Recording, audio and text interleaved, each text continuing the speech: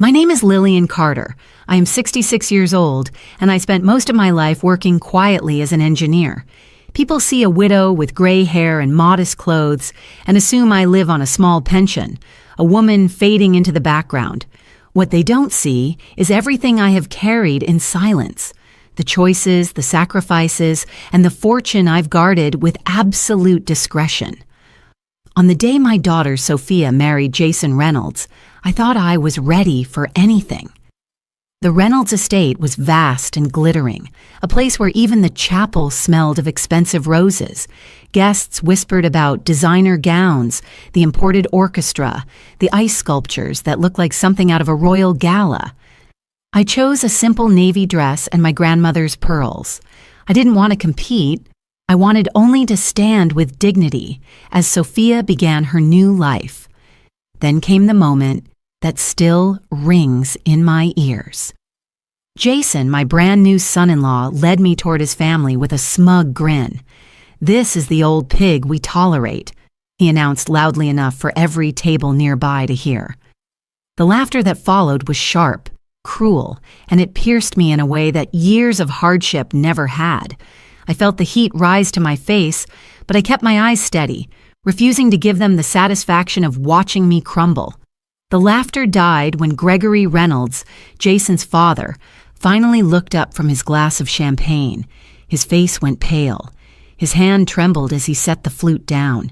He stared at me as though he had seen a ghost. "Wait," he whispered, his voice cutting through the air like a knife. "Aren't you the secret CEO who bought my $100 million company? You're the new CEO who signed my consulting contract. You're my boss." In that instant, the grand hall froze. Forks hovered mid-air. Sophia's smile faltered. Marjorie Reynolds, Jason's mother, clutched her pearls as if she had just realized they might not be the most valuable jewels in the room. Jason himself blinked, confused, as though the floor had shifted beneath him. I stood perfectly still, letting the silence stretch. For years I had lived as though invisible, but Gregory's words dragged me into the light. Every eye was on me. The old pig was suddenly the woman who held the future of their empire in her hands. Before I take you deeper into how that single moment unraveled secrets 15 years in the making, I'd like to ask something of you. If you're hearing my story today, let me know by leaving a note about where you are listening from. It helps me see how far the truth can travel. And if this story resonates, a simple gesture like sharing or subscribing allows more people to hear how even in silence, strength can grow louder than humiliation. Because what began with a cruel laugh at a wedding would soon turn into a reckoning no one in that glittering room could have imagined. And it all started with me, the woman they thought was nothing more than a family embarrassment. I wasn't always a woman people underestimated. Once, long ago, I was Lillian Carter, co-developer of an energy storage prototype that changed the battery industry. My husband Richard and I were both engineers. He was the visionary. I was the one who made things work.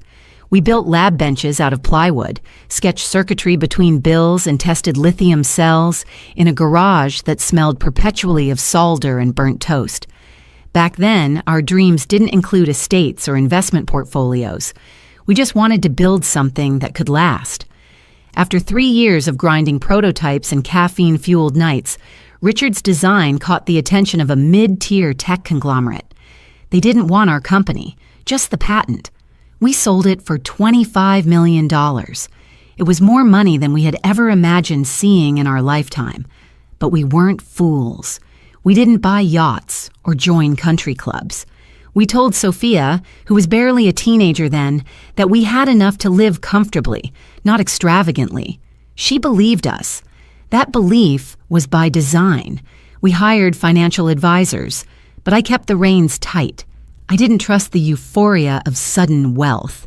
While Richard focused on solar investments and tinkering with his small projects, I studied market cycles, sat through earnings calls, and learned how money, real money, moves quietly through trusts, mergers, and shell acquisitions. My background in systems engineering turned out to be surprisingly useful in structuring portfolios. I didn't gamble. I built frameworks. When Richard passed away from a sudden aneurysm 10 years ago, it felt like someone had cut the power to our home. For days, I moved like a ghost through our house.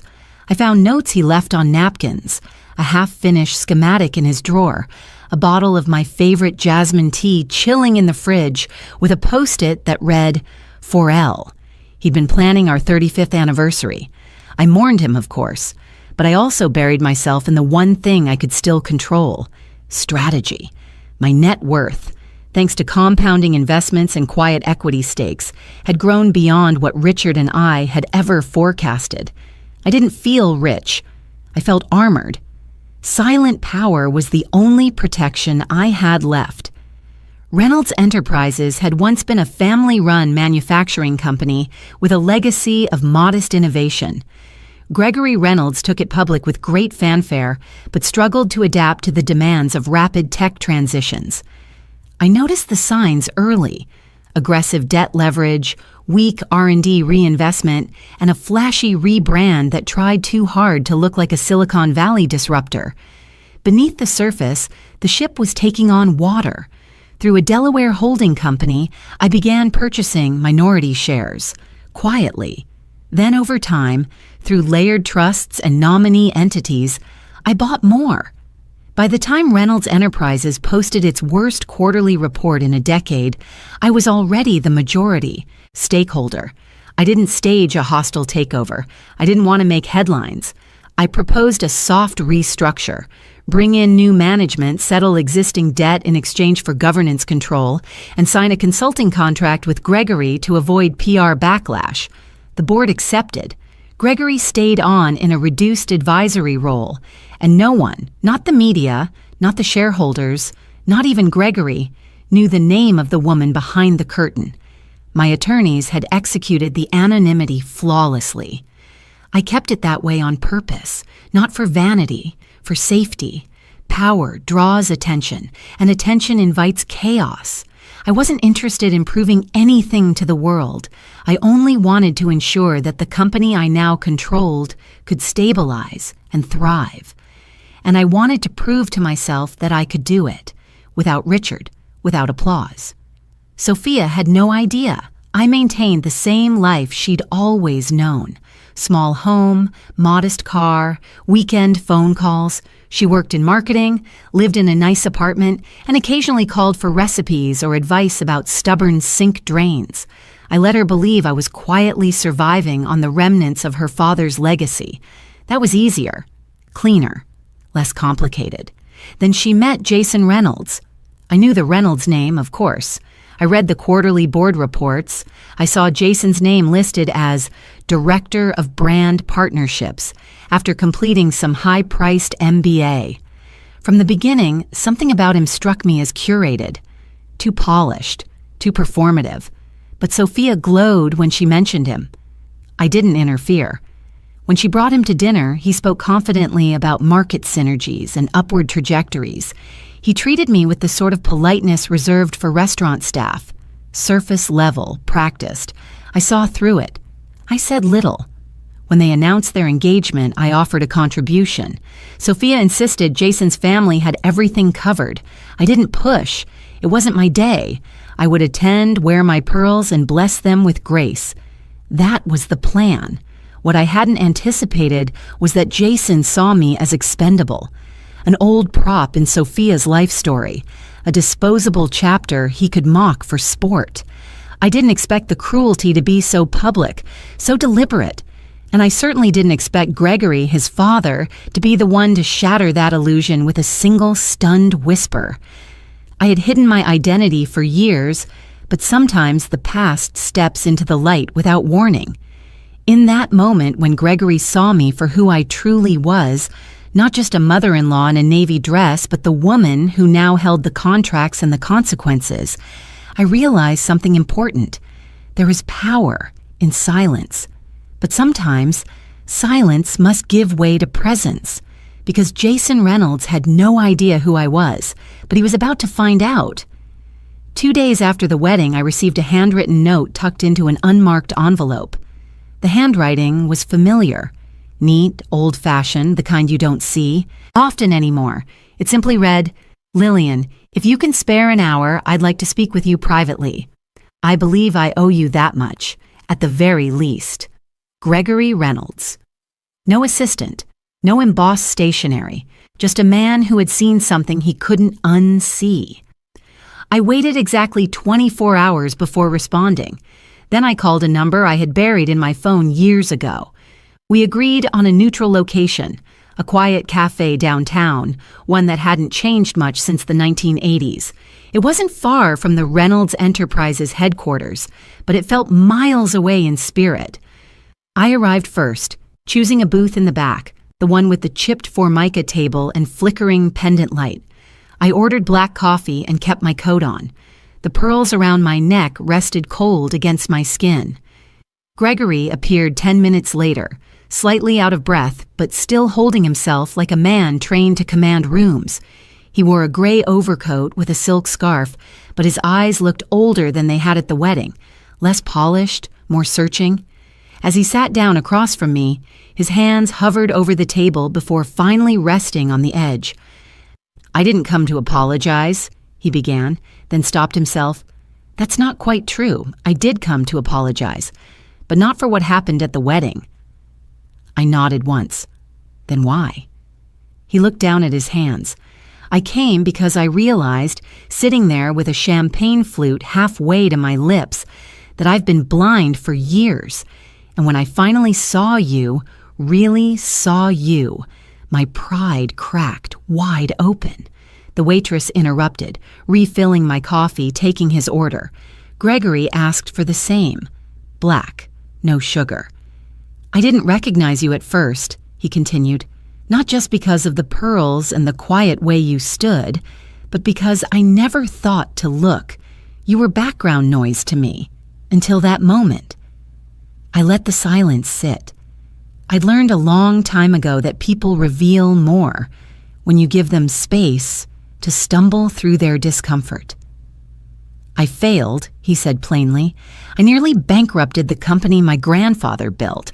I tried to dress it up as market volatility, innovation fatigue, you name it. But the truth was, I pushed too hard, too fast. I leveraged debt to cover the image of success, not its substance, and I ignored every signal that told me to stop." He sipped his coffee. His hand trembled slightly as he set it down. "When your entity came forward with a proposal, I was told very little. Just that a private holding group wanted to quietly restructure, pay off our commercial lines, and keep my advisory contract intact to maintain public confidence. I thought I was salvaging dignity, but it turns out I was being spared." I tilted my head. "You were spared because I don't believe in humiliating people when they're already on their knees." He exhaled hard, something between a laugh and a sigh. "Most people in your position would have taken the opportunity to parade it. You didn't. That speaks volumes." I let my fingers brush the side of the coffee cup, its warmth grounding me. "What I don't understand," he said softly, "is why you did it. Why you bought Reynolds Enterprises. Why not any other firm?" "I did it," I said, "because I saw something worth saving. Not the brand, not the building, the people. Your factory workers, your engineers, your logistics staff who were days from losing health coverage. You were about to make decisions that would have gutted hundreds of families. I couldn't watch that happen when I had the tools to prevent it." He looked away for a long moment, his jaw clenched. "I thought I had a legacy," he muttered. "I thought I was protecting something sacred, but I was too proud to admit I was losing control." "Pride," I said, "is expensive." He smiled, rueful. "Tell me about it." The waitress brought refills. He didn't touch his second cup. I did. The bitterness was familiar, almost comforting. "You know," Gregory said after a long pause, "when I called you boss in that hall, it wasn't out of spite. It was out of awe. I've seen a lot of players in this industry, but none so quiet and precise. You moved like a ghost through the legal landscape. I didn't even know what hit me until we were halfway through the merger documents. I didn't want applause. I wanted efficiency. Well, he said, pushing his cup slightly aside, you got both, even if the applause was delayed. Another silence settled between us, but this one was different, less tense, more contemplative. I assume Jason doesn't know, he said carefully, about your position, about the structure, about any of it. He didn't, I said, not until he chose to humiliate me in front of your family. That moment changed everything. Gregory shook his head slowly. That boy thinks the world owes him rewards just for existing. He's never been told no, never had to fight for something real. His mother made sure of that. I raised an eyebrow. Marjorie? He chuckled bitterly. She married money, then made sure Jason believed he was money. Never mind character, never mind responsibility. Just image. That's why she resents you even if she hasn't said it aloud yet. You threaten the illusion. I studied him for a moment. And what about you, Gregory? Do I threaten yours? He looked me straight in the eye. No, you shattered it. And I'm grateful. I didn't expect that. Not the honesty, not the gratitude, but something about the way he said it. Tired, unguarded, true. Struck a chord in me I hadn't felt since Richard died. What happens next? He asked. That depends, I said. If your son continues down the path he's on, there will be consequences. Not because I seek vengeance, but because I protect what matters. And right now, Sophia is standing on a crumbling bridge. She doesn't know which side to walk toward. Gregory nodded slowly. If you need me to speak, in any setting, I will. Just say the word. Thank you, I said. I might. He reached for his coat, pausing as he stood. I never thought I'd say this, he said, but I'm glad you're the one steering the ship now. Reynolds Enterprises might finally be in the right hands. Then he extended his hand across the table. For a moment, I hesitated. Then I took it. His grip was warm, firm, but not dominant. It was the handshake of someone who had stopped pretending, someone ready to be an ally even if the path forward was uncertain. As he turned to leave, I glanced down at the coffee cups, his untouched, mine drained. A faint ring of bitterness left at the bottom. Fitting. Outside the window, the afternoon light had shifted, golden and sharp. The world looked the same, but I knew better. Something subtle had changed. Gregory Reynolds had once seen me as a footnote. Now he saw me as the author, and the story I was about to write would demand clarity, courage, and above all, the strength to stay silent until the moment was right. Because silence is not weakness, it's just strategy in waiting. The morning sunlight spilled through my kitchen window as I stood rinsing out a small china teacup, one from a set Richard had given me years ago. It was chipped near the handle, but I kept using it.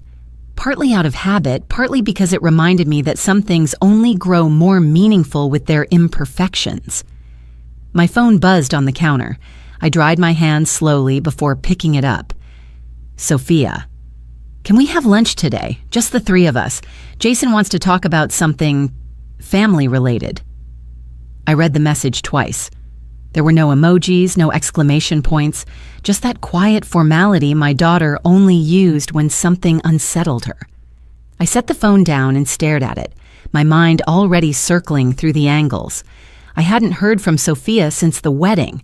No thank you for attending, no how are you doing? Not even a comment about what Jason had said, just silence. But that message, it meant the gears were turning. At the wedding reception, after Gregory's recognition pierced the room like a bolt of lightning, Sophia had glanced at me with a look I couldn't read, half shock, half something else. And now here she was, asking for lunch, not one-on-one, but with Jason. He was driving the agenda. I walked to the living room and sat by the window, nursing a fresh cup of bitter coffee. Outside, the street was quiet, the trees swaying lazily in the early spring breeze. But inside me, There was no peace. Jason had tasted something that night. Not just embarrassment, not just confusion, but the sharp metallic scent of hidden power. And he wanted answers. He wasn't going to let it go. I knew this type. I had worked with men like him. They dressed their ambition in charm, then used love as leverage when charm failed. They didn't believe in inheritance through affection. They believed in acquisition through opportunity. And I had just become the opportunity. Sophia didn't see that yet. She was still caught between two truths, the man she married and the woman who raised her. But the wedding had fractured something in her, and fractures, once formed, always widen with pressure. I texted back. Me. Sure, name the place. She replied quickly. A French bistro near their apartment. Upscale, discreet. Of course. Hours later, I arrived 10 minutes early. I always do. I chose a table near the back, requested still water, and waited. The waiter offered a wine menu. I declined. I had no appetite for showmanship. Jason and Sophia entered together. She wore a pale blue blouse and minimal makeup. Her smile was hesitant, her eyes a shade darker than usual. Jason, on the other hand, looked like he'd stepped off a magazine shoot. Charcoal blazer, designer watch peeking out from under the cuff, sunglasses he removed with a flourish before slipping them into his inside pocket. "Lillian," he said smoothly, "you look well rested." "Jason," I nodded. "Sophia." My daughter gave a small smile, then took the seat beside me instead of across. Jason sat directly in front, aligning himself opposite like an attorney before cross-examination. Menus came. Jason waved his away. "We won't need long," he told the waiter. "We just want to talk first." Sophia looked down, then back up at me. Her voice was soft. "Mom, there's something we wanted to ask you. Actually, Jason thought we should." He jumped in, smiling as though he were hosting a dinner party. "We were just a little curious after the reception. Gregory's reaction to you? That whole thing about you being his boss?" He gave a light laugh, but it didn't reach his eyes. It threw everyone off. He's usually not so dramatic. I said nothing. I sipped my water and waited. "So," he continued, folding his hands neatly on the table, "I did a little research, just casual, nothing invasive. You know me, I like to understand context, and I stumbled onto something interesting." Sophia tensed beside me. Jason leaned forward. "Do you remember an acquisition about 3 years ago? A firm called Calera Holdings bought a controlling interest in Reynolds Enterprises. Very clean transaction. Public filings, but very little press. Almost like someone wanted it that way." I didn't blink. My expression stayed neutral, polished with decades of practice. He smiled again, wolfish this time. "Here's the thing. Calera Holdings traces back to a series of LLCs managed through a Delaware trust, but one of the signatories, just one, matched a signature I've seen before." He slid a photo across the table. Grainy, black and white. A moment frozen in time from 3 years prior. A woman seated at the end of a long mahogany table, half-shadowed, her face turned 3/4 away from the camera, a silk scarf around her neck. Pearls. Not a full face, but just enough. "I found this," he said softly, "in the archives of a corporate law firm I interned at during business school. I remembered the meeting being oddly quiet. Off the books almost, but the moment Gregory saw you at the wedding, it all clicked." Sophia looked at the image, then at me. "Mom," she said slowly, "is that you?" I didn't answer right away. I looked down at the photo, not because I needed to see it, but because it gave me time to weigh the risk of silence. Jason spoke again, but this time his voice dropped the charm. "I don't mean any disrespect, but we're family now, and we deserve to know the truth." Sophia's eyes filled with something I hadn't seen in a long time. Fear. Not of me, but of the distance forming between the version of me she thought she knew and the one that had stood at her wedding without flinching through the cruelty. She placed her hand lightly on my wrist. "Mom, is there something you never told me?" That question pierced deeper than Jason's tactics ever could. My voice, when it came, was even. I've kept many things private, not because I wanted to deceive anyone, but because some truths serve their purpose best in silence, until they're needed. Jason smirked, and now they're needed. I met his gaze. "That depends. What do you plan to do with them?" He leaned back, smug again. "We'll see." Sophia stood abruptly. "I need a minute," she whispered, and walked away from the table, her phone clutched tightly in her hand. When she was gone, Jason dropped the act completely. "I know you're sitting on something big. I don't know how deep it goes, but I have a hunch, and you're not the only one who knows how to dig." I didn't flinch. "Be careful where you dig. You might find things that don't belong to you." He narrowed his eyes. "You're not just some quiet widow. You're playing the long game. But let's be honest, Lillian. You've played it alone for too long. At some point, you'll need allies. And family makes the best allies." "Not always," I said, finishing my water. "Sometimes family just makes the deepest wounds." Sophia returned then, her expression unreadable. She didn't sit. She placed a few bills on the table and nodded toward me. "Thanks for coming, Mom. We'll talk later." Jason tried to follow, but she was already walking toward the door. I stayed in my seat, watching them leave. The photograph still sat on the table. I picked it up, folded it once, and tucked it into my coat pocket. It wasn't the evidence that worried me. It was the growing shadow in Jason's eyes. 3 days later, I received a reservation confirmation for lunch. I hadn't made it. The email came from a private concierge service linked to an exclusive French restaurant in the heart of the city, the kind of place where the menus had no prices and the wine list arrived in a separate, leather-bound volume. The name on the reservation, Carter Reynolds, table for 3, noon sharp. No message from Sophia, no note from Jason. Just the quiet implication that this was happening, whether I liked it or not. I arrived 5 minutes early. I always do. The host greeted me by name and led me through mirrored walls and hushed chatter to a window-side table dressed in white linen and polished silver. The air smelled of truffle butter and power. Jason and Sophia arrived moments later. He wore a tailored navy suit and a pale lavender tie, his expression polished to shine. She looked tired, beautiful, always, but distant. The girl who used to eat cereal at midnight while quizzing herself for biology exams was now the woman walking toward me in 3-inch heels, her phone clutched tightly in her hand. Jason took his seat across from me with the ease of someone born into entitlement. Sophia sat beside me again, as she had during our last meeting. Another small shift I didn't overlook. He gestured grandly to the sommelier. "We'll have the 2005 Bordeaux. It breathes well in this kind of weather." The sommelier bowed and vanished. Jason turned back to us, all smooth confidence. I thought we deserved something more elegant than that last lunch. No offense to bistro chairs and lukewarm water. Sophia gave him a glance, not unkind but not warm either. I unfolded my napkin slowly, placing it on my lap. "You asked me here, Jason. Let's not waste time."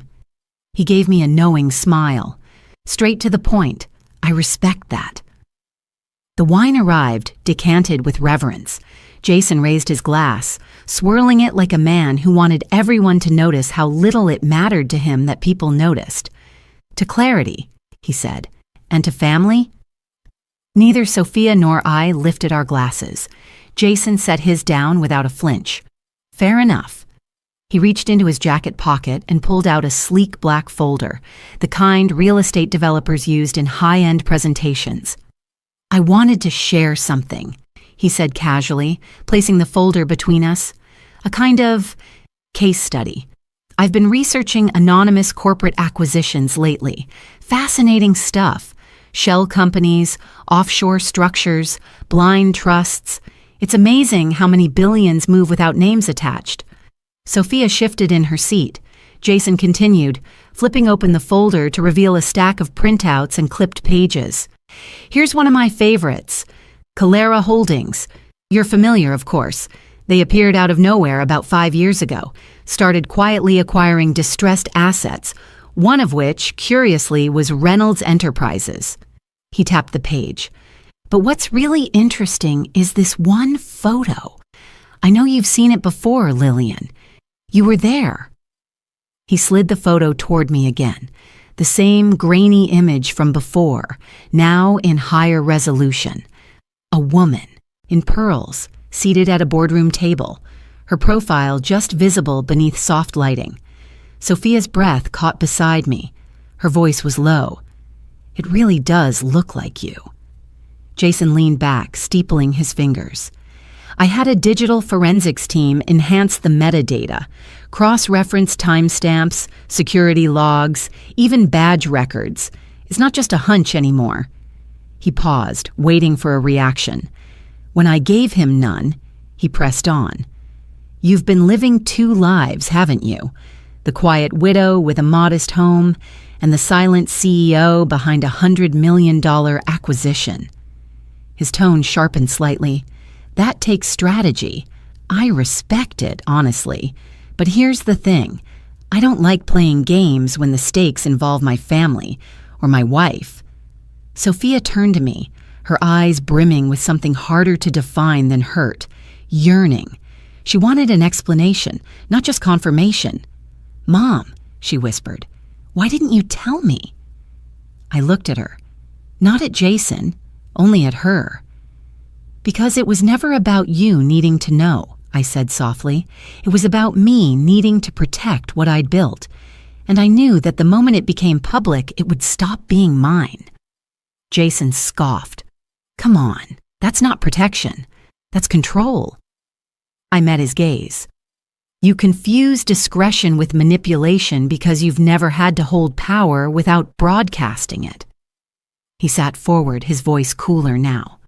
"So what's the end game, Lillian? Keep pretending until the board finds out? Until the press gets a whiff? Or maybe until Sophia wakes up and realizes her own mother doesn't trust her?" Sophia flinched. "Enough," she said quietly. Jason ignored her. "You knew exactly who I was before I even met Sophia. You vetted me. I was part of your long game from day one." "No," I said. "You were a variable I didn't account for. You came with charm and ambition, and Sophia believed in you. That was her choice. I respected it." His smile disappeared. "But you didn't trust it."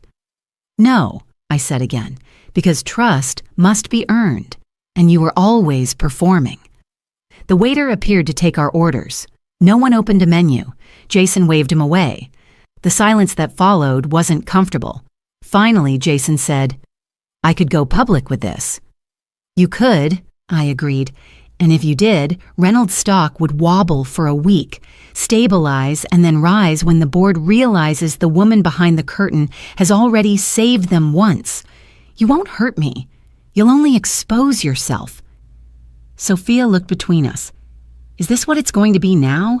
Power plays and buried secrets? Jason turned to her, voice softening. "I'm trying to protect us. Don't you see that?" She looked at me again. "Is it true, Mom? All of it?" I nodded. Tears didn't fall. Her voice didn't break. But something shifted in her posture, like a window had opened somewhere behind her. Eyes, and the cold air was finally reaching her skin. Jason leaned in again. "You could have made things so much easier if you'd just told the truth from the beginning." I picked up my napkin and folded it neatly. "And you could have made things kinder if you'd chosen decency over performance." Sophia stood slowly. "I need to think." Jason rose to follow. "Soph." She stopped him with a single look. "I said I need to think." Then she turned and walked out of the restaurant, leaving the two of us in silence. Jason sat back down, his jaw tight. "You've made this very complicated." "No," I said, gathering my bag. "You did. The moment you turned curiosity into a power grab." He didn't reply. He just stared at the wine glass, now half empty, the deep red liquid catching the light like a warning. I left him there, surrounded by silence and glass and the ghosts of conversations he thought he could control. Outside, the sun had turned, slanting the light across the pavement in long, sharp lines. Sophia was nowhere in sight, but I knew the distance had begun. The same evening I returned from that lunch, I unlocked the small drawer in my study that I hadn't touched in over a year. Inside was a phone, not my everyday mobile, but a secured line used only for one thing: strategy. I pressed one number. It rang once. Then, "It's James. I think we need to meet," I said, "tonight." He didn't ask questions. He never did. That's why I trusted him.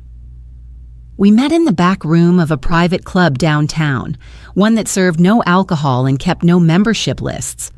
I arrived first, as usual, and was ushered past the bookcases and oil paintings to a corner suite with heavy drapes and a single flickering lamp. James entered 5 minutes later, trench coat dusted from the night's drizzle, silver at his temples glinting under the light. "Something's changed," he said as he closed the door behind him. "Yes," I replied. "Jason's getting reckless." He sat down across from me, opened his leather case, and pulled out a thin laptop. "How bad?" "He's dug into the acquisition," I said. "He connected me to Calera Holdings. He's brought photos. He's done metadata forensics." James gave a low whistle. "He's not stupid." "No," I said. "He's dangerous." He nodded slowly. "All right. Then it's time we stop giving him the benefit of underestimation." He opened a spreadsheet on the screen and turned it toward me. "I ran a secondary due diligence sweep on the Reynolds family when Jason first entered Sophia's life. I kept it shallow per your instruction, but I've expanded it since the wedding. You'll want to see this." I leaned forward, eyes scanning the screen. At first glance, it looked like a basic asset map: trusts, real estate, luxury purchases. But then James highlighted a column labeled leverage exposure. "They're carrying debt?" I asked. He nodded. "More than they let on. Gregory paid off a substantial portion with the deal, but Jason has opened 2 lines of credit in his own name over the past year. One against a property in Aspen, the other against projected income from Sophia's future equity." "Future equity?" I repeated. "Projected inheritance. He's using her last name to secure liquidity." My hand tightened around the edge of the table. James clicked another tab. "And then there's this. His recent legal activity. He's retained 2 firms. One of them specializes in prenup challenges and trust restructuring.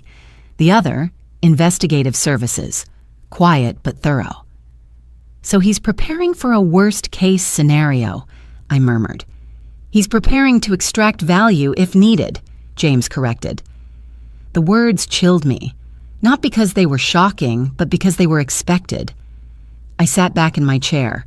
"What's his exposure if we go public?" James shook his head. "Minimal.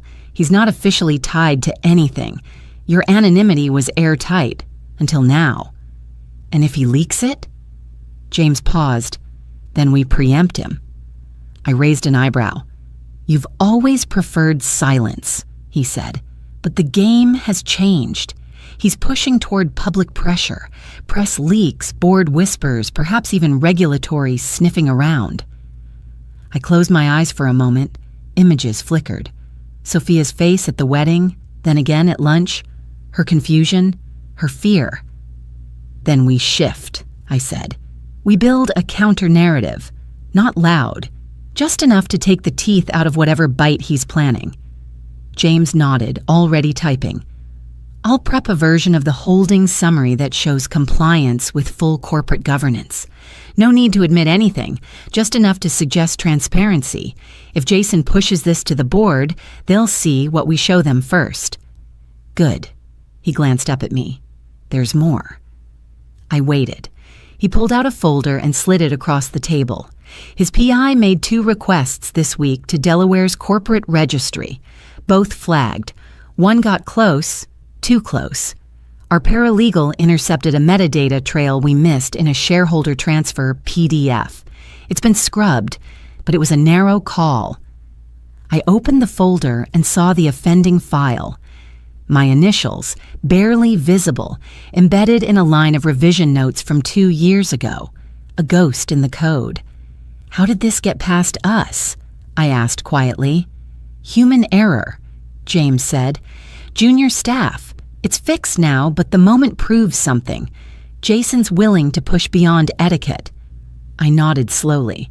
Then it's time we stop assuming he'll play by the rules. James closed his laptop. What's our next move? We put him under the microscope, I said. Everything. His holdings, his debts, his conversations. If he's using Sophia's name to leverage deals, I want to see the contracts. If he's hiring investigators, I want to hire the ones. Watching them. You want surveillance? I want confirmation. I want patterns. I want proof that when he acts, it's for self-preservation, not love. James gave me a long look. This will change things between you and Sophia. They've already changed, I replied. We sat in silence for a few minutes, the lamp casting soft shadows on the paneled walls. Then James spoke again. He wants something. Of course he does, I said. But it's not just your money, it's proximity to power. You're the gateway to a legacy he never earned. I stared at the folder, at the ghostly metadata line. I felt something settle in my chest, not grief, not even anger, but a kind of precision, a decision made not with emotion, but with clarity. Then I'll remind him, I said, that the gateway can shut just as quietly as it opened. James gave a slow smile. Now that's the woman I work for. I stood, smoothed my coat, and gathered the files. As I opened the door to leave, I paused. Seal everything, I said, and make sure the next time someone comes looking, they find exactly what we want them to. Outside, the city hummed under the weight of twilight. Cars moved in tidy rows, windows glowed with curated lives, and somewhere in an expensive apartment not far from here, Jason Reynolds believed he was 2 steps ahead. But I had built my fortune not by racing, but by watching, waiting, knowing the terrain better than the players. Let him investigate me. He wouldn't be the first. He just didn't know. I investigate back. I've always believed that the most dangerous threats don't announce themselves. They arrive in quiet emails, in revised file versions, in metadata. The moment James showed me the document Jason's private investigator had traced, one with my initials buried in a version control log, I knew we had underestimated his reach. He wasn't relying on charm anymore. He was mobilizing people who made careers out of digging where they weren't welcome. I didn't sleep that night. I sat at my desk with a legal pad and a cold pot of jasmine tea, combing through every possible exposure point in my corporate web. Calera Holdings, Obsidian Trust, Dull Heart Advisors. Each name, each filing, each shell was supposed to be airtight, until it wasn't. The next morning, I returned to the private office James and I shared under an alias on the 19th floor of a glass tower overlooking the river. It was our war room, minimalist furniture, encrypted systems, a view that looked down on the city like a queen surveying her kingdom. James was already there, sleeves rolled up, glasses perched low on his nose. The air smelled faintly of printer toner and espresso. His laptop screen showed an access log, dozens of entries. He didn't look up as I entered. "They're getting more aggressive," he said. "Last night, the same PI pinged 2 different legal databases. He's trying to cross-link tax IDs. He's looking for a human mistake." "And did he find one?" "Not yet, but he's getting close." I sat beside him. then we get closer. Over the next 72 hours, we built our own case. On him. We started with what we knew, the investigator's name, pulled from a redacted invoice Jason's legal firm had submitted to a vendor that James's paralegal intercepted through a dummy query. From that name, we traced his history. Ex-law enforcement, suspended once for unauthorized surveillance, now freelancing under the radar for clients who didn't want things done properly, only done. I instructed James to hire a second firm, not to defend, to mirror. "You want us to follow the follower?" he asked. "I want to know where he eats, who he reports to, how he gets his information. If he's collecting data on me, I want every bite that leaves his hands logged and time-stamped." James nodded. "Then we'll need a honeypot." I smiled faintly. "Already drafted." We planted a set of documents on a cloud-based server disguised as a paralegal's sandbox drive. It contained just enough plausible detail, a fictional shell company with partial ties to Reynolds Enterprises, and one file named Transfer Review, LC Final V3.pdf. It included redacted figures, half-valid EINs, and one deliberate metadata trail embedded in the PDF properties.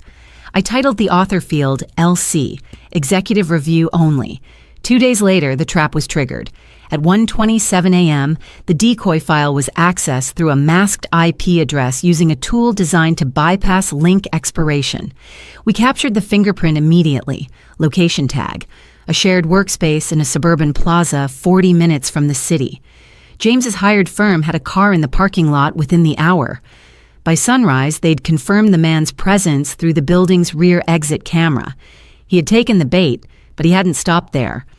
Later that afternoon, James showed me footage of the same investigator lingering near the entrance of a co-working space used by one of my dormant holding companies. "He's trying to find live ties," James said.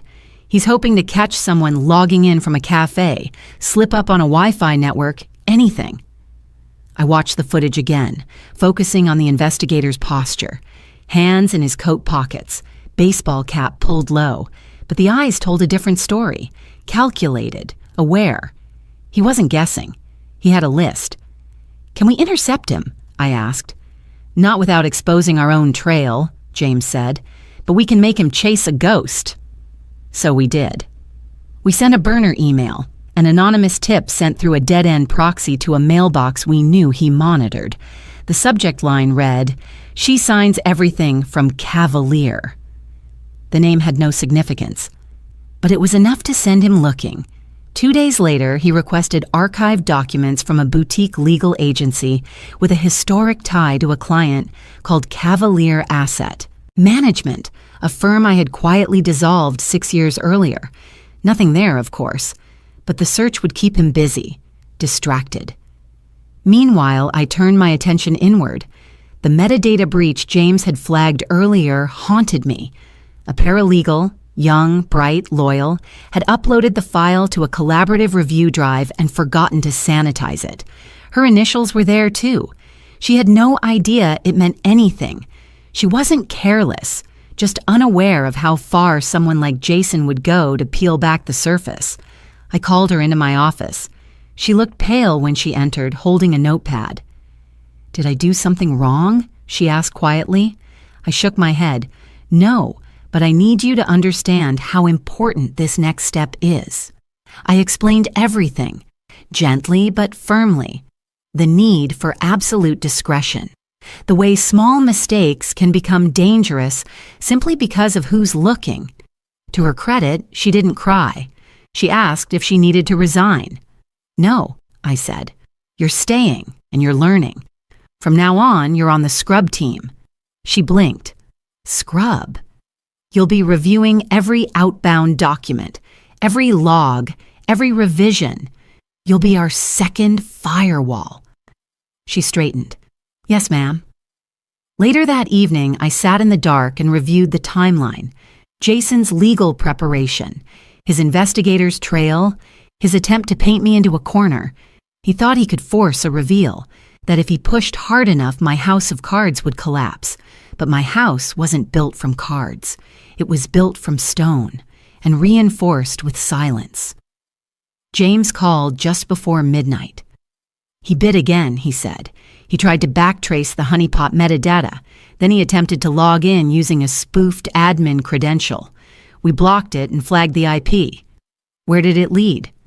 Back to Jason's condo, not masked this time. I let out a breath I hadn't realized I'd been holding. Have the report ready, I said. We'll use it when the moment's right. And the girl, Sophia? She's not ready to hear it yet, I said. But when she is, I want her to see proof, not hearsay. I closed the call and sat in silence, watching the faint reflection of the city lights across my windows. The truth wasn't always a weapon. Sometimes it was a shield, and sometimes it was bait. Let Jason hunt shadows. I had already mapped every corridor in the dark. It was early evening when the knock came. I had just set 2 place settings on the dining table, out of habit more than hope.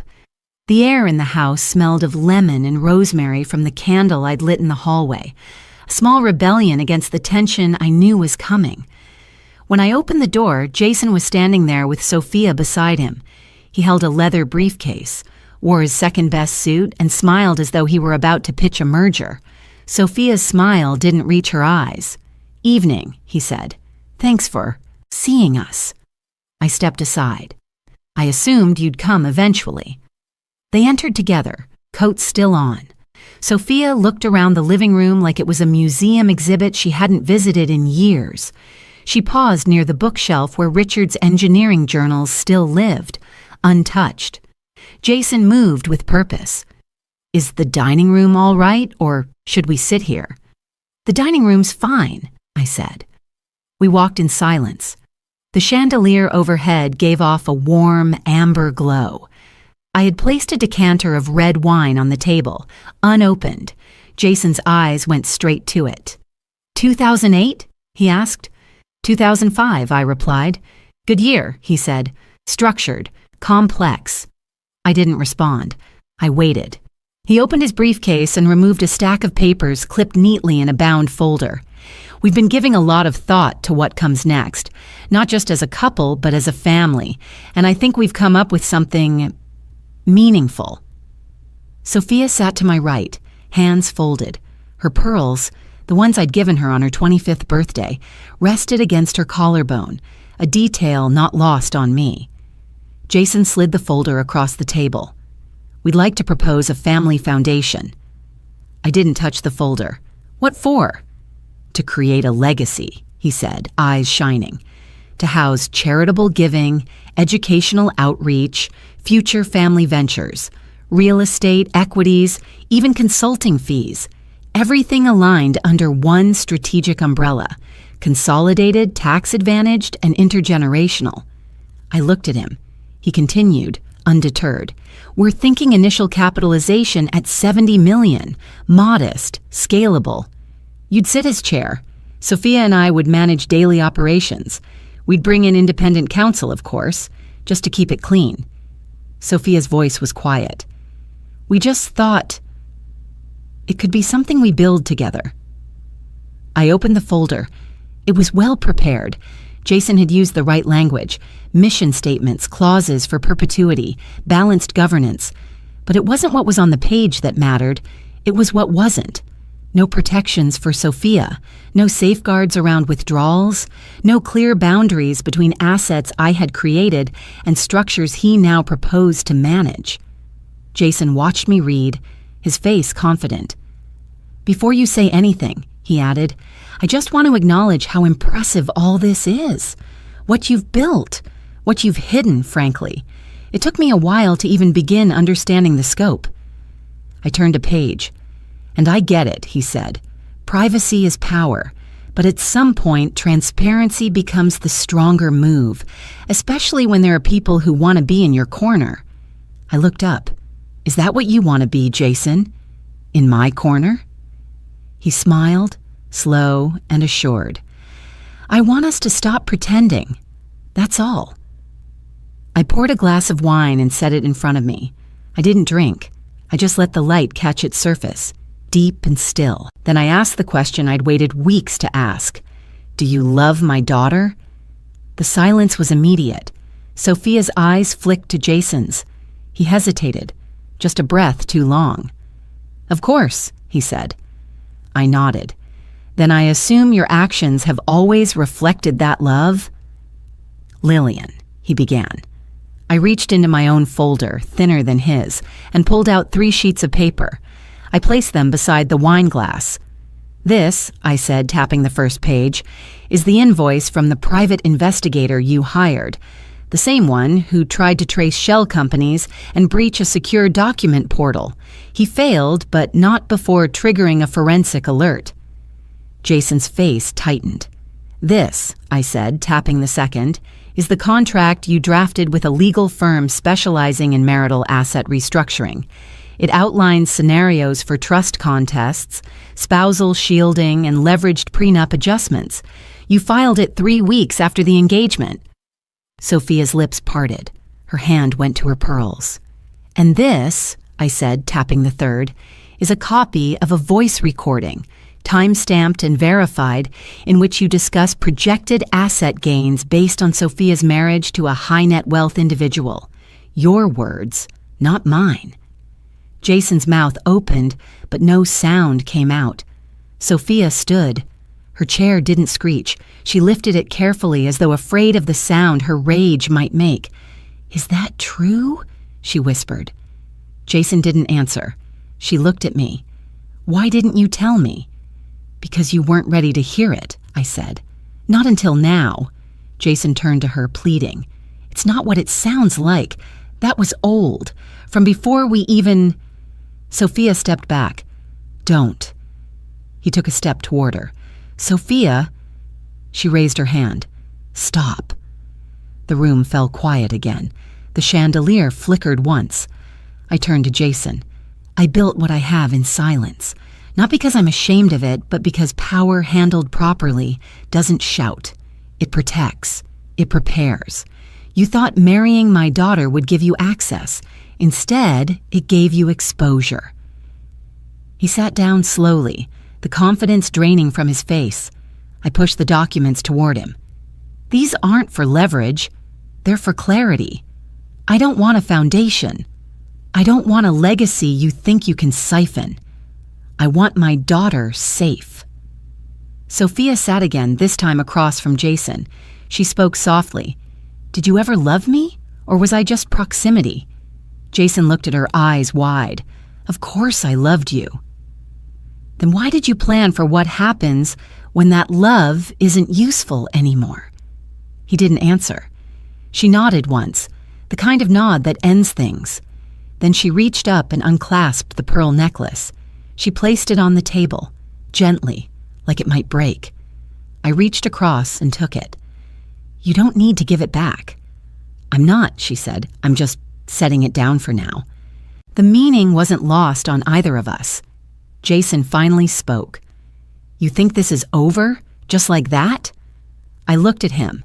You came into my home offering a deal. I'm giving you something better. He frowned. What? An exit. He scoffed. You think you can push me out? I don't think, I said. I know. He stood sharply. You can't erase me from her life. I don't need to, I said. You've already started erasing yourself. Jason looked at Sophia. Say something. She didn't. He looked at me again. You think money makes you untouchable. I shook my head. I think integrity does. He grabbed his folder, left the wine untouched, and walked out without another word. The door clicked shut behind him like punctuation. Sophia sat in silence. I poured her a glass of water. She didn't drink it. Just stared at the ripples from the ice melting slowly. I should have seen it, she said. You did, I replied. You just didn't want to name it. Tears welled in her eyes, but she didn't let them fall. He said all the right things, she whispered. They usually do, I said, until the moment they don't. She reached across the table and took my hand. I need time, she said. You have it, I replied.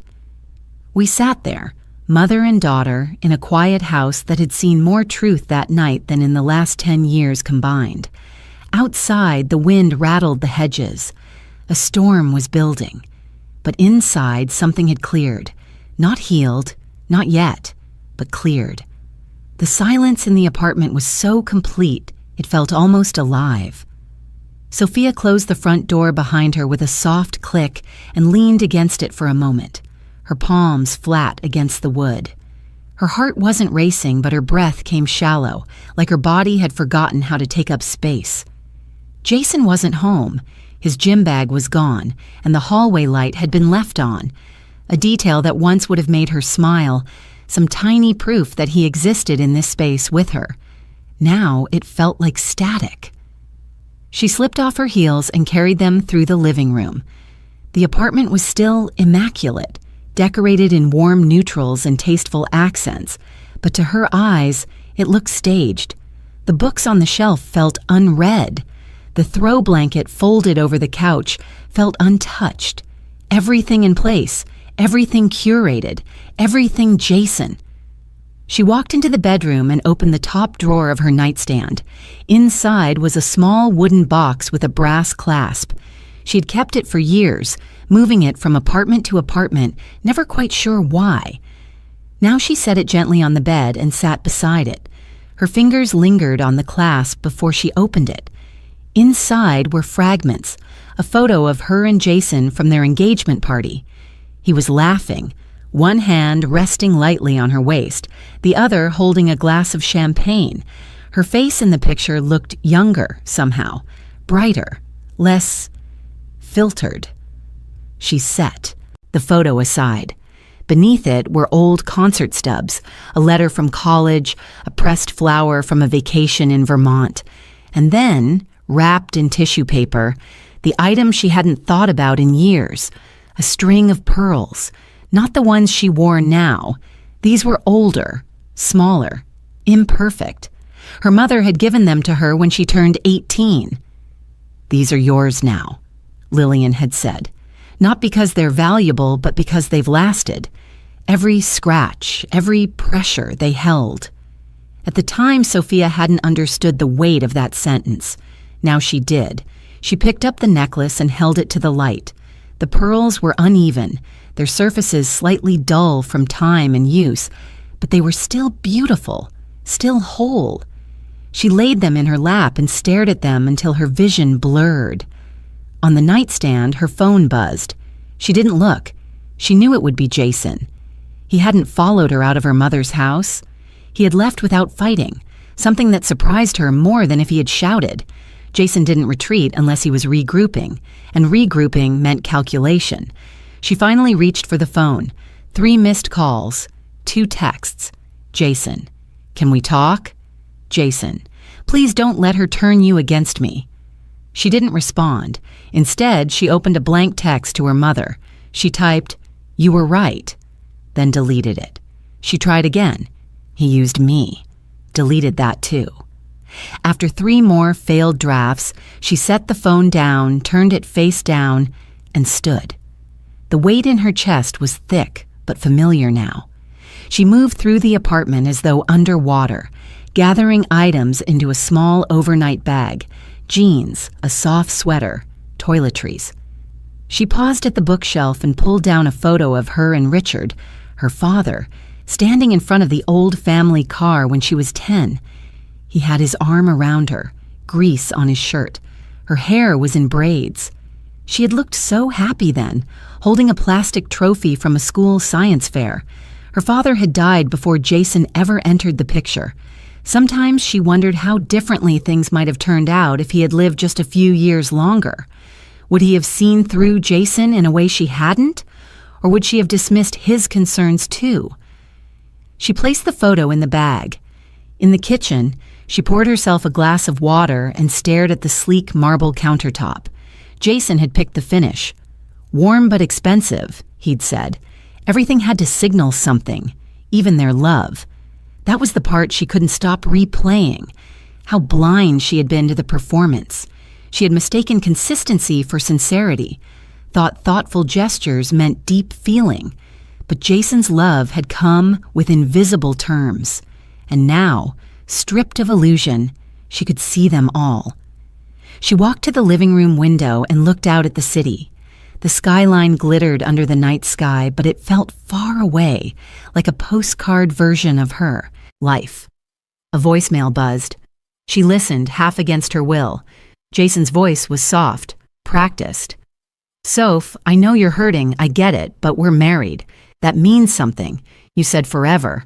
I don't know what your mom showed you or how she spun it, but we can fix this. Call me, please." She deleted the message. She turned off the lights, grabbed her bag, and walked toward the door. Then she stopped. She returned to the bedroom, opened the nightstand drawer again, and pulled out a small leather journal she hadn't written in for years. On the inside cover, in her handwriting, was a quote her mother had once shared with her. "Pearls are made under pressure." So was I. She held the book for a long moment, then tucked it into her bag and stepped out into the hallway. The air felt cleaner there, colder but clearer. She took the elevator down, bypassed the concierge desk, and stepped into the night. She didn't know where she would go yet.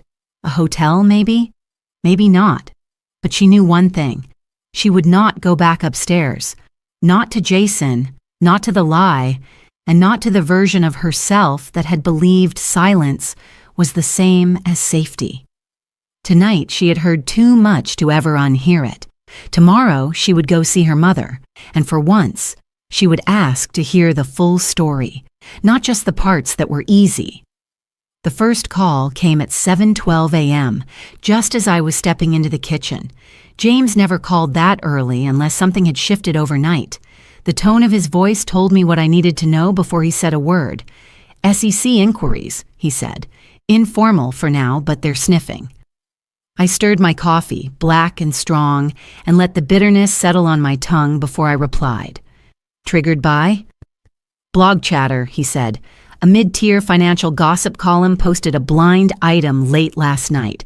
It didn't name names, but it all but described Reynolds Enterprises, the anonymous acquisition, the suspicious female executive figure pulling strings behind the curtain. Jason.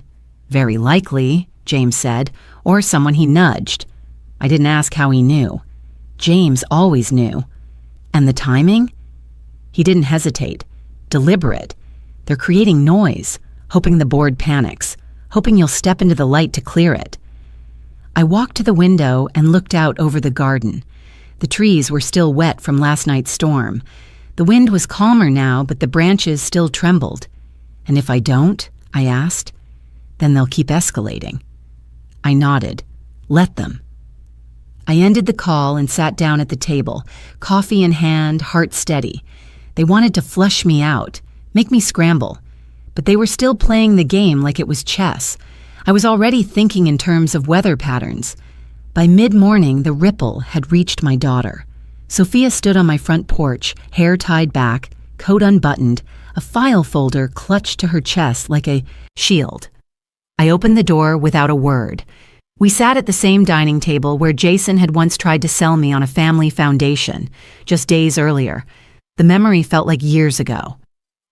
I got served, she said, this morning. I waited. It's not divorce, she clarified. It's a legal separation filed by Jason. My breath caught. Not from surprise, but from recognition. This was his real play. Sophia placed the folder on the table and opened it. The documents were clean, professional, cold. Asset protection, she said. The filing claims he's concerned about legal exposure due to undisclosed holdings within the marital ecosystem. I traced the words on the page with my eyes. They were dressed up in legalese, but the message was simple.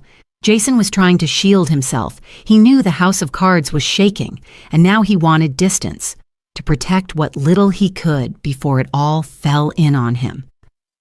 Did you know this was coming? She asked. I looked at her, and for once I didn't hold back. I suspected.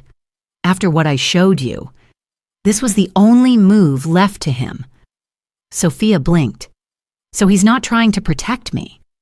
No, I said. He's trying to protect himself from the fallout of using you." She closed the folder and leaned back, her expression unreadable. "I feel like I married a shadow," she whispered. "He was never really there." I said nothing. She wasn't looking for comfort.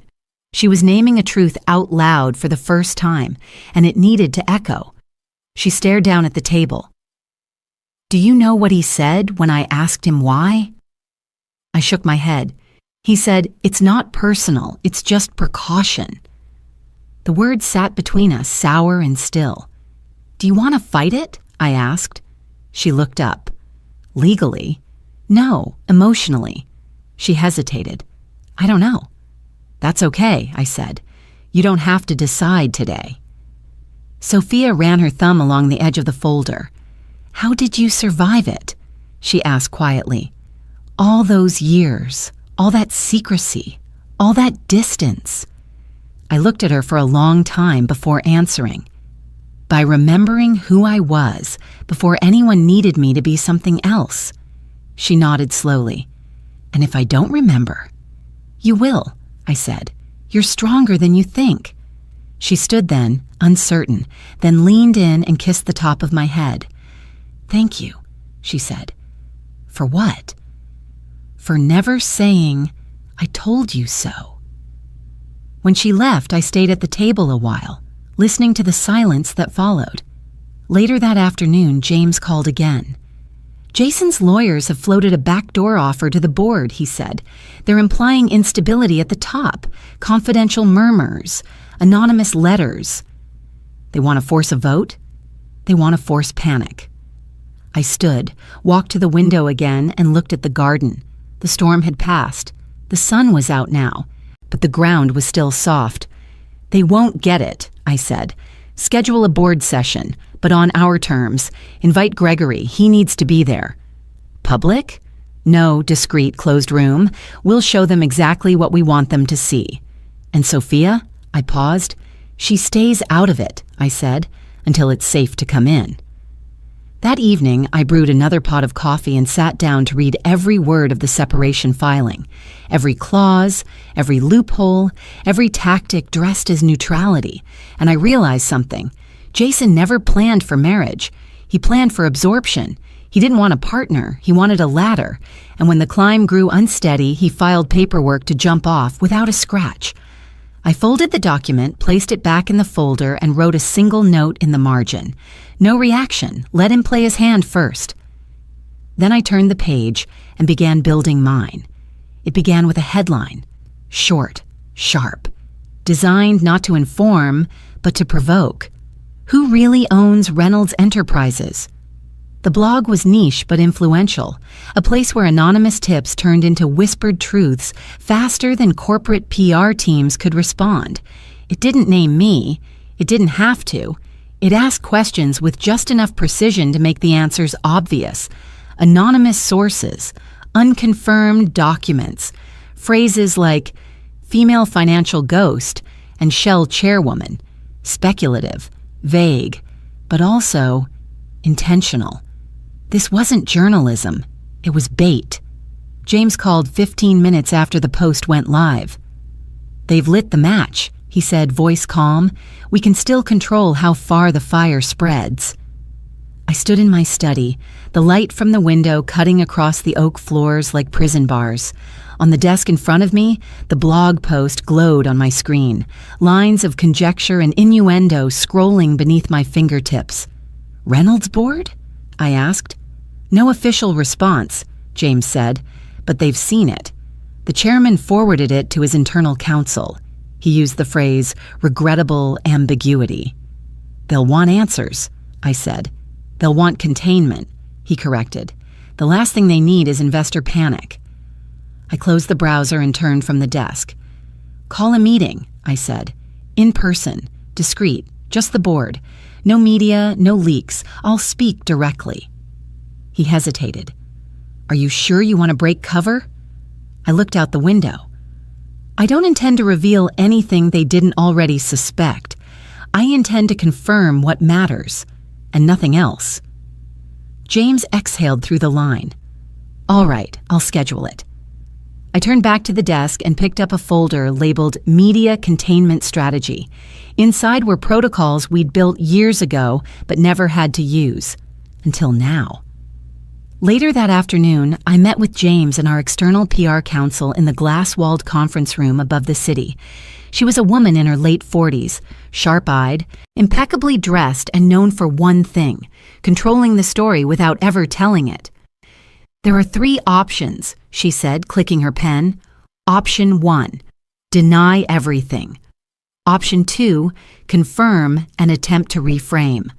Option 3, say nothing and let the air drain out on its own. Option 3, I said. James raised an eyebrow. You're sure? Yes, I replied. They want me to react. I won't. The PR advisor smiled. Good. That's the right call, for now. But we'll prepare responses anyway. Not statements. Principles.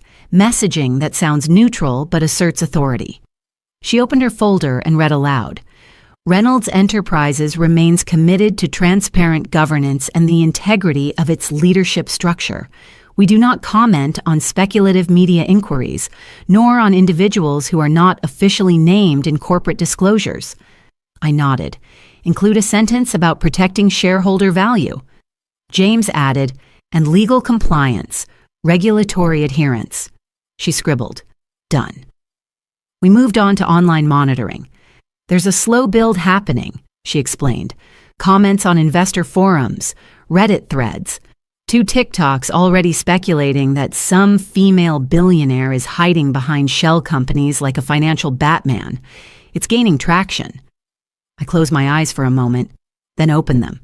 Set alerts. Anything that uses my name, any of my aliases, or ties to Sophia or Jason, flag immediately. Understood. James leaned forward. The blog is already working on a follow-up. Their editor reached out to the Reynolds board anonymously for comment. They want someone to break ranks. Then we give them a room where the only sound is the truth, I said, and we lock the door. 2 hours later, James sent the formal invitation to the board.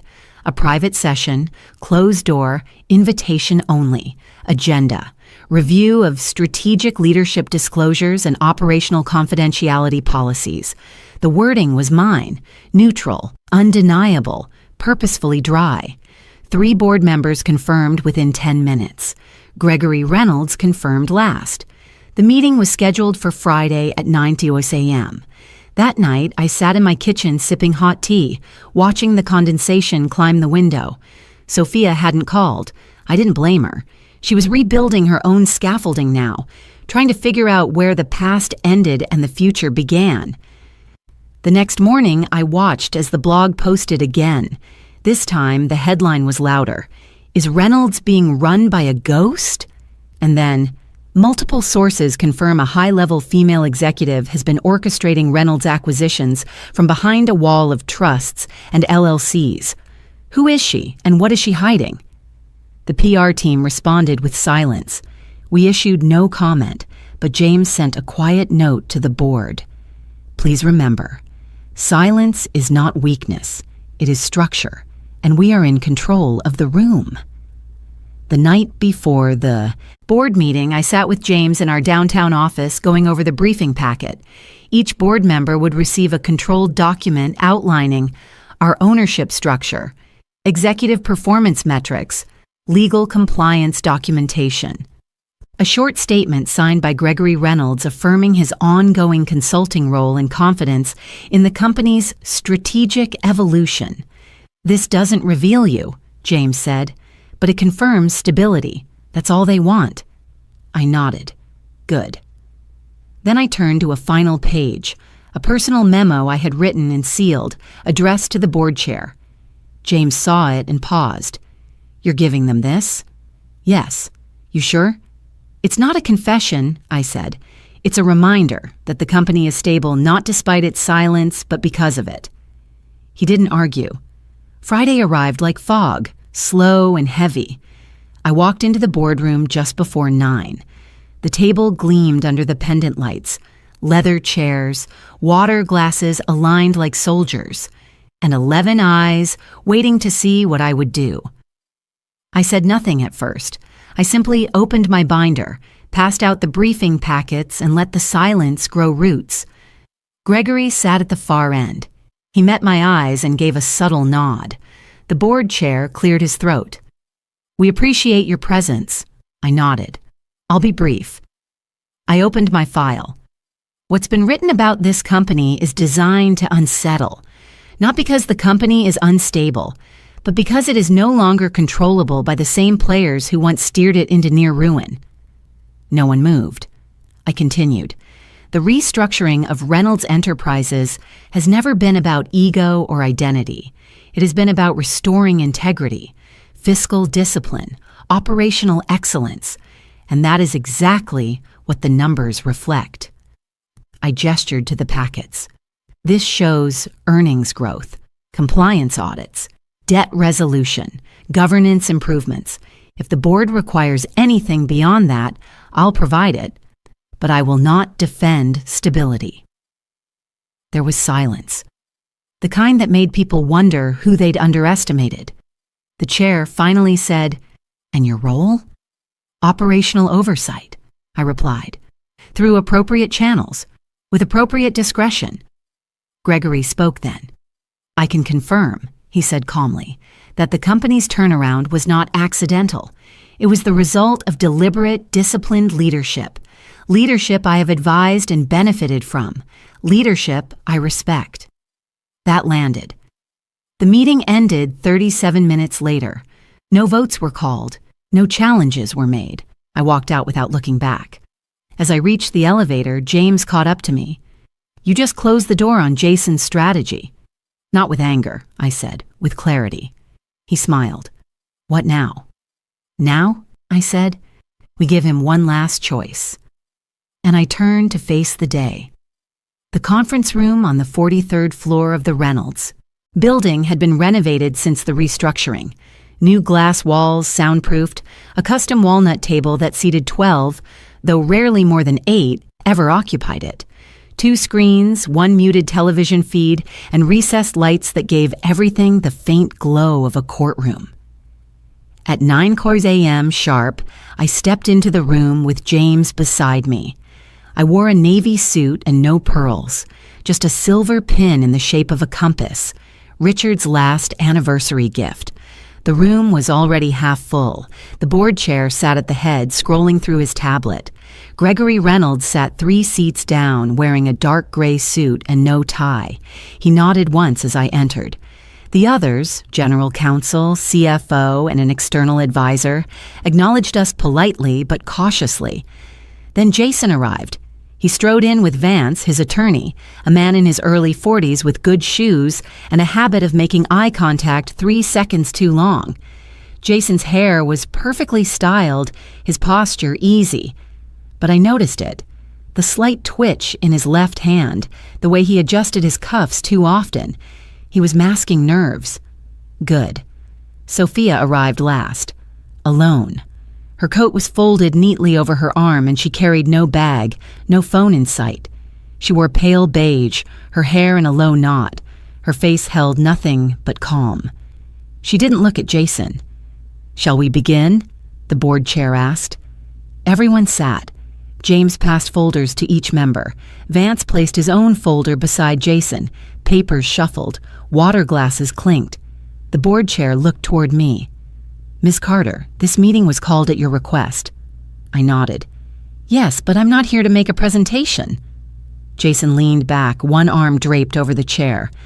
"I'm here," I continued, "to propose a resolution. One that restores focus to this company and puts an end to the disruption seeded from the outside." Jason laughed quietly. "You make it sound like there's been sabotage." "Hasn't there?" I said calmly.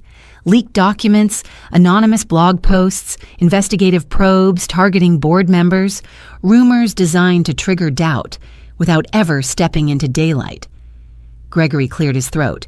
"We've all read the pieces." "Then you understand," I said. "These events aren't coincidence, they're strategy. But today, we end that game. Jason leaned forward. And how exactly do you propose to do that? I looked at him. With an offer. I slid a single document across the table. James mirrored the motion, passing identical copies to each person. Jason didn't touch his. The board chair adjusted his glasses and read aloud. In exchange for a one-time payout of $5 million, the undersigned, Jason Reynolds, agrees to fully and permanently sever any and all business, legal, and personal claims to assets, trusts, foundations, or decision-making bodies affiliated with Reynolds Enterprises or its controlling entities. Additionally, the undersigned agrees to cease all communication and legal action toward Sophia Carter and Lillian Carter, effective immediately and in perpetuity. Silence. Vance reached for the document slowly, eyes scanning it. This is unusually direct. Not at all, James said. It's clean, efficient, and very generous. Jason scoffed. Generous? Yes, I replied, because if we pursue every breach of privacy, contract interference, even defamation, $5 million would look like pocket change compared to what we could seek in damages. Sophia hadn't moved. Jason turned to her. You're okay with this? She met his gaze. Yes. He blinked. No anger? He asked. No betrayal? I already felt those, she said. Now I feel done. Vance leaned toward Jason. We should discuss this privately, I interjected. Take your time, but understand, this offer has a shelf life. Jason looked at me. You can't force me to sign this. I'm not forcing anything, I said. But if you walk out without signing, the next document you'll receive will be a civil complaint. The board chair spoke again. Let's be clear, is this a personal matter or a corporate one? Gregory answered before I could. It's both. He stood slowly, every eye on him. This company nearly died under my leadership, he said. It was saved by a new structure, a new philosophy, and yes, by a new leader, one who preferred discretion over ego. That leader now asks for a simple resolution to a distraction we can all feel. He looked directly at Jason. Sign it. Walk away with your pride and your payout. Jason stood. You want me to disappear? No, Sophia said. I want you to stop pretending. He turned to her. Pretending what? That you ever loved me for me, she said. His mouth opened, but nothing came. Don't bother, she added. I know what love looks like now. It doesn't come with projections and prenups. It doesn't show up in a spreadsheet. Jason turned back to Vance. This is blackmail. It's business, James replied, which you seem to respect. Jason looked around the room, at the board, at Gregory, at Sophia, at me. No one spoke in his defense. He reached for the pen, then stopped. One condition, he said. I want it acknowledged, formally, that I was never under investigation, never at fault, never accused. I nodded. Add a sentence to the final agreement. No wrongdoing is implied by any party. James scribbled. Done. Jason signed. Vance followed. Sophia didn't look away. He turned to her one last time. You were supposed to be my future. I was, she said, until you tried to rewrite my past. He left without shaking anyone's hand. The door clicked shut behind him. The board chair exhaled. Well, Gregory raised his glass. To stability. No one toasted, but no one argued. 20 minutes later, the room was empty. Only Sophia and I remained. She stood by the window, staring down at the city. I don't know who I am anymore, she said. You're the same, I said, but with clearer eyes. She turned to me. Was it worth it? All the secrets? I considered the question, then, not all of them, but some protected more than they hurt. She nodded. I think I understand now. I walked to her, reached into my bag, and held something out. The pearls. She stared at them. I'm not ready, she said. You will be, I replied. She took them. Not to wear, just to hold. And that was enough. For now. It was raining the day Sophia signed the divorce papers. Not the heavy kind of rain that floods roads and causes traffic delays, but the quiet kind, gentle, persistent, as though the sky itself was exhaling. She didn't cry. Not in the office, not in the elevator, not in the Uber that took her home. She only stared out the window, watching the water slide down the glass like it was rinsing away everything that had come before. The silence in her apartment was deeper than usual. She walked through it slowly, pausing in each room. The closet was already half empty. Jason had moved out weeks earlier. His suits, his cufflinks, the bottle of cologne she'd once bought him, gone. Even the wine fridge was unplugged. What remained felt hollow but clean. She changed into soft cotton pajamas and made a cup of herbal tea. Then, without turning on the television, she opened the bottom drawer of her nightstand. Inside was the pearl necklace.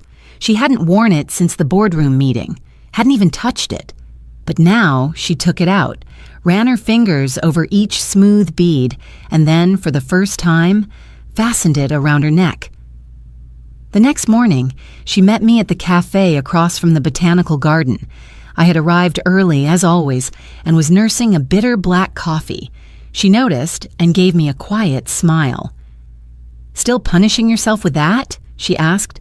"Some habits remind me I'm alive," I said. We sat in silence for a moment, then she reached across the table and placed a small manila envelope in front of me. "It's done." I nodded. "How do you feel?" "Not angry," she said, "just relieved, like I've stopped pretending I'm someone I'm not." "That's more than most people ever reach," I replied. She sipped her tea and looked out the window. "I keep thinking about the wedding, about what he said, and how you stood there. I should have defended you." "You weren't ready," I said gently, "and I didn't need defending." "Yes, you did. You just never asked for it." I smiled, not because it was funny, but because it was true. "Do you hate him?" she asked. "No," I said, "but I'm finished giving him space in my life, and now so are you." She looked down at her cup. "So, what happens next?" I opened my purse and slid a brochure across the table. It was crisp, freshly printed with a subtle embossed title, The Richard Fund, Engineering Scholarships for Women Returning to the Workforce. She stared at it. "I used your father's name," I explained, "because people still listen to men's names in certain industries. But make no mistake, it's built in your name too, in mine, in what we survived." Her eyes welled, but she blinked them clear. "It's beautiful. It's yours," I said. "If you want it?" "You're giving it to me?" "I'm asking you to co-direct it, to choose the applicants, to give second chances to women who didn't follow a straight path." She took a deep breath. "Yes, I want that." I nodded. "Good. There's something healing about helping others reclaim their worth." We parted with a long hug, no words needed. I watched her walk away, pearls around her neck, head held a little higher than before. 2 months later, I moved into a modest house in Santa Fe, not because I had to, but because I wanted peace. The house was adobe style, with red tile roofs and a front porch that caught the evening light.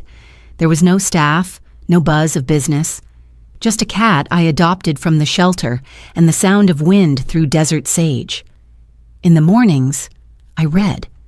In the afternoons, I wrote letters to the women who had received the first round of Richard Fund scholarships. Many of them were older than Sophia. Some had children. One had survived an abusive marriage.